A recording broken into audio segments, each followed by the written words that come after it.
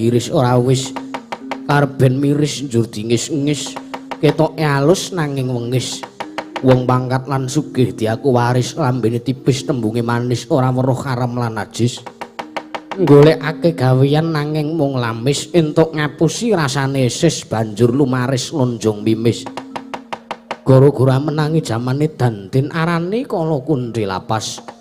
lakune tikus jinada sasmita purbaning setan apa to putine